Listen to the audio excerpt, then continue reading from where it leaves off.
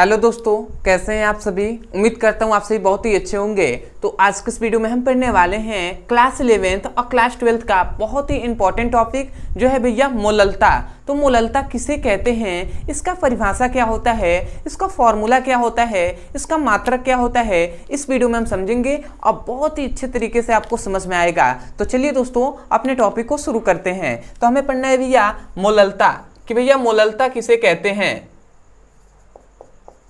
मोललता या इसे हम मोलैलिटी भी कहते हैं। तो भैया मोललता किसे कहते हैं, यदि सबसे पहले इसके हम परिभाषा पे बात करें तो भैया इसकी परिभाषा यही होता है ना कि कोई भी विलायक है तो कोई भी विलायक है ना, कोई भी विलायक है तो विलायक के 1 kg में, समझिएगा, कोई भी विलायक है तो विलायक के 1 kg में उपस्थित जो विलेय होता है ना, विलेय, तो विलेय के मोलों की जो संख्या होती है, विलेय की मोलों की संख्या, मोलों की जो संख्या होती है उसे ही हम क्या कहते हैं भैया, हम मोललता कहते हैं। मतलब किसी विलायक के 1 kg में उपस्थित विलेय के मोलों की संख्या मोललता कहलाता है। ठीक है, तो आशा करते हैं आप यहां से समझकर ऐसे बोल सकते हैं। तो डेफिनेशन आप क्या कहेंगे, डेफिनेशन आप इसको 2 तरीके से कर सकते हैं। सबसे पहला आप कह सकते हैं कि किसी विलायक के 1 kg में उपस्थित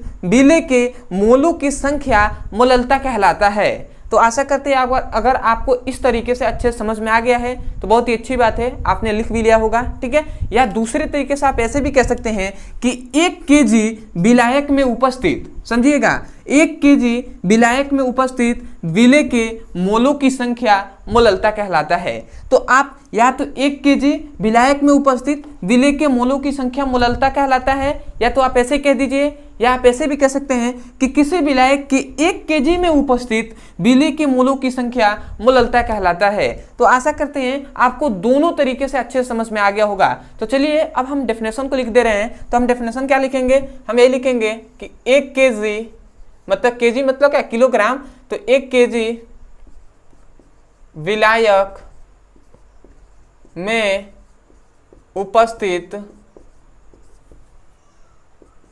विलेय के मोलों की संख्या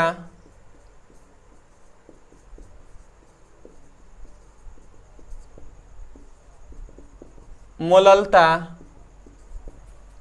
या मोलैलिटी कहलाता है।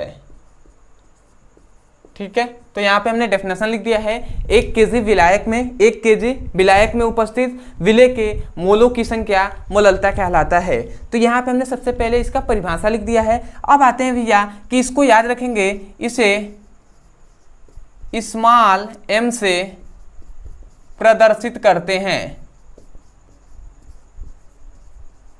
ठीक है ना, तो इसको भैया किससे, स्मॉल m से प्रदर्शित करते हैं। तो इतनी बात हो गया, आप इसे नोट्स में लिख लेंगे क्योंकि आप यहीं से याद कर लीजिएगा। ठीक है, तो अब इसको मैं मिटा रहा हूं। उसके बाद अब हम देख लेते हैं भैया कि इसका फॉर्मूला क्या होता है। तो इसका भैया 2 फॉर्मूले होते हैं। तो सबसे यदि हम पहले फॉर्मूले पे बात करें तो भैया मोललता, ठीक है, तो हम लिखते हैं मोललता। तो भैया मोललता इक्वल टू होता है विलेय का मोल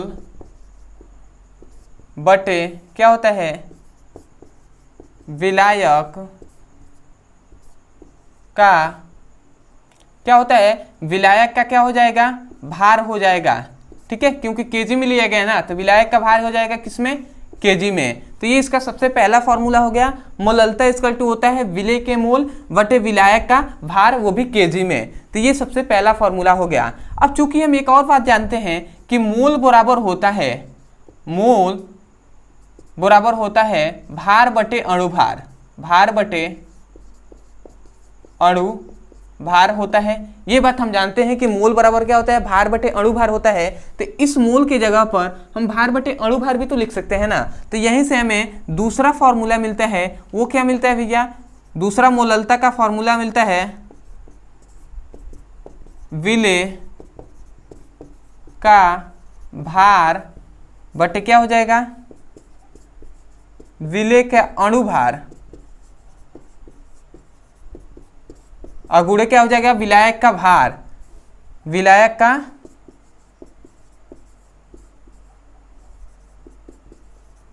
और वो भी किसमें भैया, केजी में।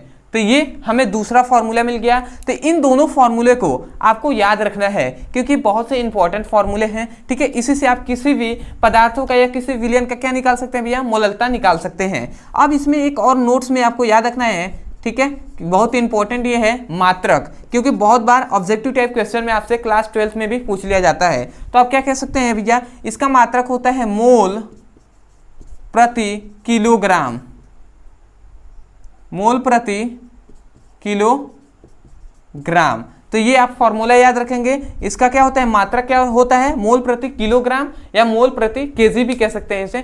तो आशा करते हैं भैया आपको परिभाषा, संकेत, फॉर्मूला और ये मात्रक अच्छे से समझ में आ गया होगा। तो मैं यही कहूँगा, यदि आपको इस वीडियो से कुछ भी सीखने को मिला हो और यदि ये वीडियो से आपको समझ में आया है तो सबसे पहले तो भैया सपोर्ट करने के लिए आप चैनल को सब्सक्राइब कर दीजिएगा, वीडियो को लाइक कर दीजिएगा, हो सके ना तो कमेंट सेक्शन में हमें जरूर बताइएगा कि आपको वीडियो कैसा लगा। दूसरी बात कि यदि कोई भी टॉपिक समझ में नहीं आता है, कोई भी टॉपिक फिजिक्स और केमिस्ट्री के संबंध में क्लास 9 से लेकर क्लास 12 तक के किसी भी क्लास का, तो आपको केवल उस टॉपिक का नाम लिखना है यूट्यूब पर और अंत में हमारे चैनल का नाम लिख देना है ब्रदर सर। जैसे कि मान लेते हैं आपको नॉर्मलता समझ में नहीं आ रहा है या मोलरता समझ में नहीं आ रहा है, तो आप जाइए यूट्यूब पे लिखिए नॉर्मलता ब्रदर सर, आपको वो वीडियो मिल जाएगा। आप वहां से जाकर अच्छे से पढ़ाई कर सकते हैं। और किसी भी क्लास का फिजिक्स और केमिस्ट्री का पढ़ाई करना है चैप्टर वाइज सीक्वेंस में एक एक करके वीडियो को, तो आपके लिए एक नंबर दिया जा रहा है, जो नंबर है यहाँ पे मैं लिख दे रहा हूँ 8874726058।